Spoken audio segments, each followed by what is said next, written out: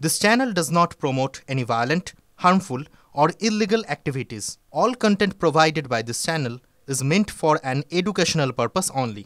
আর যে চাদর বদল হলো তাতে কতটা তথ্য প্রমাণ নষ্টই বা হয়ে গেল, এই প্রশ্নগুলো একটু আমরা জানার চেষ্টা করব। আমাদের সঙ্গে এক্সপার্টরা যখন রয়েছেন তাদের কাছ থেকে শুনবো যে কি হতে পারে এতে। উপেন বিশ্বাস আমাদের সঙ্গে রয়েছেন। উপেন বাবু, আপনার কাছে পরিষ্কার করে একটা বিষয় জেনে নিতে চাই। একদম সাধারণ মানুষ যারা এই ছবিটা এই মুহূর্তে দেখছেন তারাই এটা ভাবছেন এই যে চাদরটা বদল হলো এতে তদন্তে কি প্রভাব পড়তে পারে। মাসকট স্পিন কন্ট্রোল ল্যাবের পরীক্ষায় এটি প্রমাণিত। কেয়াসেট অ্যালোপেক্স পেন্টা অ্যাক্টিভ নতুন চুল গজাতে সাহায্য করে, চুল পড়া বন্ধ করে। কেয়াসেট অ্যালোপেক্স পেন্টা অ্যাক্টিভ 10 হেয়ার ফল প্রবলেমের একমাত্র সলিউশন। নমস্কার, আমি প্রথমেই বলি এই তদন্তের পক্ষে আমি বলবো কি এটা ল্যান্ডমার্ক ব্যাপার, যে এই তদন্তে একটা চুল একটা এবং নিডল এমন একটা ছোট একটা মানে দেখা যায় না এইরকম একটা জিনিস যদি পরিবর্তন হয় তাহলে বুঝতে হবে যে এইটাকে তথ্য প্রমাণ মানে চেঞ্জ করার মানেটা কি, যে তুমি কিছু সাপ্রেস করতে চাচ্ছ।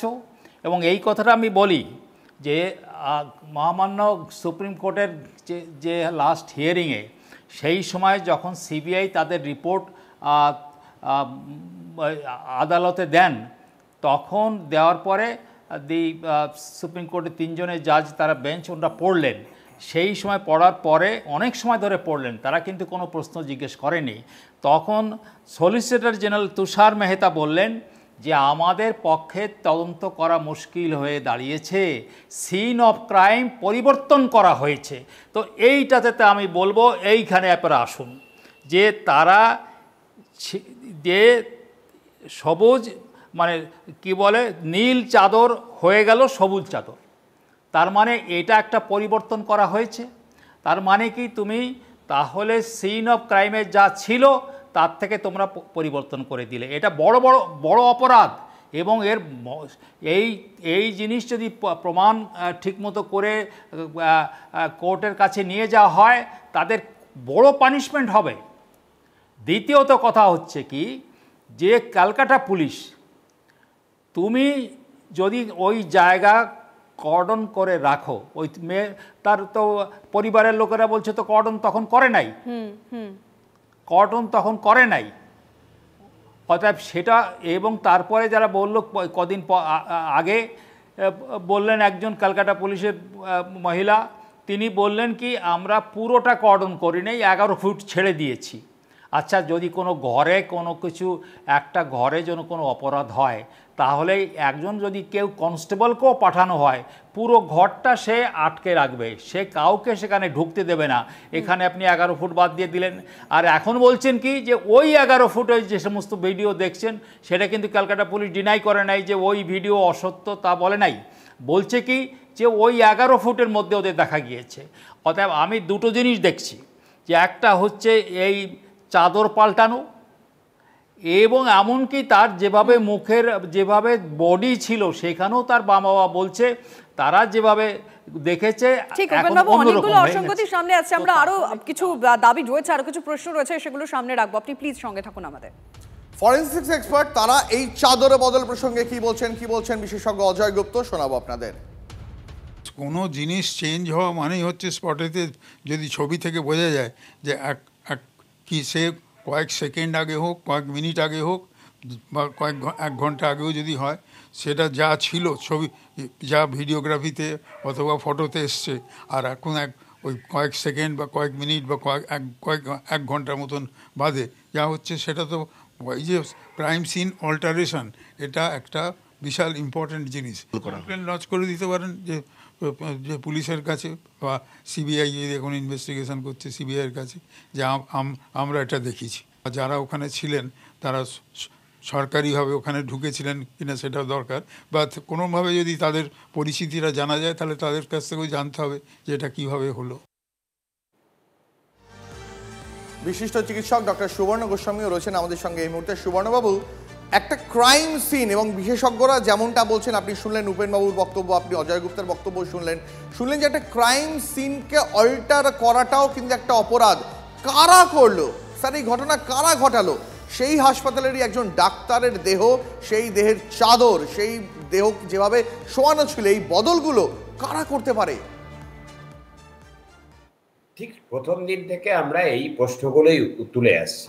আমরা যখন পরিবারের কাছে যাই, পরিবারের লোকজন প্রথম আমাদের এই কথাগুলো যখন বলেন, 11 তারিখ 9 তারিখ ঘটনা, 11 তারিখ সেখান থেকে বেরিয়ে এসেই অন ক্যামেরা আপনাদের সমস্ত সংবাদ মাধ্যমের সামনে আমরা এই প্রশ্ন তুলেছিলাম এবং চিকিৎসক সংগঠনগুলোর পক্ষ থেকে আমরা বারবার এই প্রশ্ন রেখে গেছি যে তথ্য প্রমাণ করা হচ্ছে কার স্বার্থে, কাকে আড়াল করবার জন্য এবং কারা এতে যুক্ত। আজকে সমস্ত তথ্য প্রমাণ, ছবি সামনে চলে আসছে, ভিডিও সামনে চলে আসছে, তাহলে কেন হচ্ছে যে যারা আরজিকর মেডিকেল কলেজের সঙ্গে যুক্ত নন, যারা গয়া মেডিকেল কলেজে যারা যুক্ত হয়েছেন তারা একটা ঘটনা শুনে দৌড়ে গেছেন, ওখানে আলাদা বিষয়, কিন্তু বাইরে থেকে যারা এসছেন, সে হতে পারে আমাদের ওই উকিল সন্দীপ ঘোষের উকিল, ওই ক্যালকাটা ন্যাশনাল মেডিকেল কলেজের data entry operator, computer programmer, অথবা যে চিকিৎসক নেতারা জলপাইগুড়ির, বর্ধমানের বিভিন্ন জায়গার যারা চলে এসছেন ওখানে, এবং তার মধ্যে বেশ কয়েকজন ফরেনসিক এক্সপার্ট। এটা আশ্চর্যজনকভাবে এটা খেয়াল রাখতে হবে যে ক্রাইম সিনে কিন্তু সবার আগে যে ডাক্তাররা এলেন তাদেরকে ডাকা হলো, তারা হচ্ছে ফরেনসিক এক্সপার্ট। তাহলে তাদেরকে কি কাজে লাগানো হয়েছিল তথ্য প্রমাণ লোপাট করবার জন্য? আর মৃত্যুর সময় থেকে শুরু করে মৃত্যুর সময় কখন ডেথ সার্টিফিকেট লেখা হয়েছে, চাদর পাল্টে দেওয়া হয়েছে, ফোন করে আত্মহত্যা জানানো হয়েছে, একের পর এক তথ্য প্রমাণ সামনে রয়েছে। সিবিআই এর কাছে তাই দাবি, যেটা হচ্ছে যে এই যুক্ত যারা রয়েছে বলে হচ্ছে যে যাদের নাম সামনে আসছে তাদের প্রত্যেককে হেফাজতে নিয়ে আপনাদের জেরা করতে হবে। তাদেরকে অ্যালিবাই তৈরি করতে, বাড়িতে বসে অ্যালিবাই তৈরি করবার সুযোগ না দিয়ে, সময় না দিয়ে অবিলম্বে তাদের গ্রেপ্তার করে আসল সত্যের কাছাকাছি পৌঁছানোর চেষ্টা করতে হবে। তাতে যদি পুলিশ যুক্ত থাকে, যদি কলেজ কর্তৃপক্ষ যুক্ত থাকে, যদি সন্দীপ ঘোষ অ্যান্ড গ্যাং, তার যে গ্যাং যারা মেডিকেল কাউন্সিল ইত্যাদি চালাচ্ছেন, যারা ওখানে হাজির হয়ে গেছিলেন মুহূর্তের মধ্যে, তাদের প্রত্যেককে হচ্ছে যে হেফাজতে নিয়ে জেরা করতে হবে। ডক্টর গোস্বামী আমাদের সঙ্গে থাকুন, আবার আসবো আপনার কাছে। এই মুহূর্তে আমাদের সঙ্গে রয়েছেন ডক্টর সুবীর গাঙ্গুলি। ডক্টর গাঙ্গুলি, আপনাকে স্বাগত জানাচ্ছি TV9 বাংলায়। যে ছবিটা আমরা দেখালাম, যেখানে তিলোত্তমার বাবা মা বলছেন সেদিন যে ঘটনাস্থলে গিয়ে তারা দেখেন তাদের মেয়ের গায়ে সবুজ রঙের চাদর ছিল, কিন্তু জুনিয়র চিকিৎসকরা যে ছবি সামনে এনেছে তাতে দেখা যাচ্ছে নীল রঙের চাদর। এভিডেন্স ট্যাম্পার নিয়ে অনেকগুলো প্রশ্ন সামনে আসছে এক এক করে। তথ্য প্রমাণ নষ্ট কি হয়েছে সে প্রশ্ন যেমন রয়েছে, এই চাদর বদলে আদৌ কতটা সত্য সামনে আসবে বলে আপনার মনে হয়? দেখুন, প্রথম থেকেই তো আপনারাই দেখিয়েছেন যে অকুস্থলে, অর্থাৎ যেখানে ঘটনা ঘটেছে সেখানে প্রচুর বাইরের লোক ঢুকেছিল এবং যাদের সোকল্ড মানে যাদের কোনো কাজই ছিল না তাদের বহিরাগতই বলা যায়, কিন্তু তারা কাদের নির্দেশে ঢুকেছিল সেটা আমরা বুঝতেই পারছি যে স্থানীয় প্রশাসক যিনি ছিলেন সন্দীপ ঘোষ, তার নির্দেশে তারা সব এসেছিল, তারই সব লোকজন।